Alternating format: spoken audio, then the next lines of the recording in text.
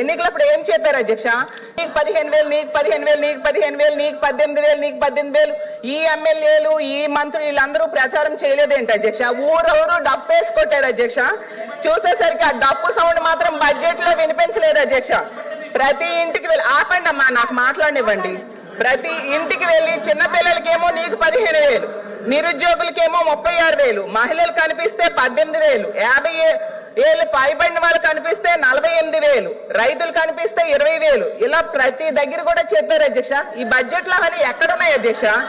ఎక్కడున్నాయని నేను అడుగుతున్నాను అధ్యక్ష. అసలు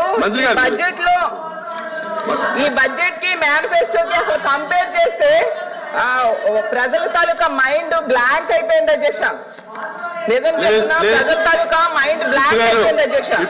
ఎన్నికలప్పుడే ఎవరికి ఏం కావాలన్నా డబ్బులు లేకపోయినా పర్వాలేదు, సంపద సృష్టిస్తానని చెప్పారు అధ్యక్ష. సంపద సృష్టించి హామీలు అమలు చేస్తానన్నారు అధ్యక్ష.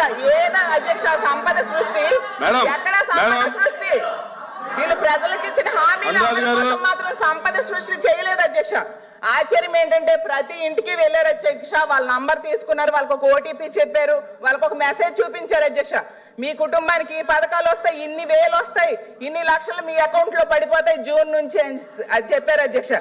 ఏమో అధ్యక్ష, లక్షల రూపాయలు జూన్ గడిచిపోయింది, ఇప్పుడేమో నవంబర్ కూడా వచ్చేసింది అధ్యక్ష. అలాగే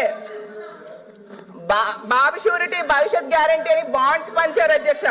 ఆ బాండ్స్ ఇప్పుడు ఏం చేసుకోవాలి అధ్యక్ష? వాళ్ళు అసలు ఆ బాండ్స్ కి ఈ బడ్జెట్ కి ఏమైనా సంబంధం ఉందా అని నేను అడుగుతున్నాను అధ్యక్ష. అసలు వీళ్ళు మేనిఫెస్టోకి ప్రజాగలం 2024 అని పేరు పెట్టారు అధ్యక్ష. అసలు ప్రజాగలం కాస్త ప్రజాగరళంగా అయింది అధ్యక్ష. సూపర్ 6, సూపర్ చీట్స్ గా అయిపోయింది అధ్యక్ష.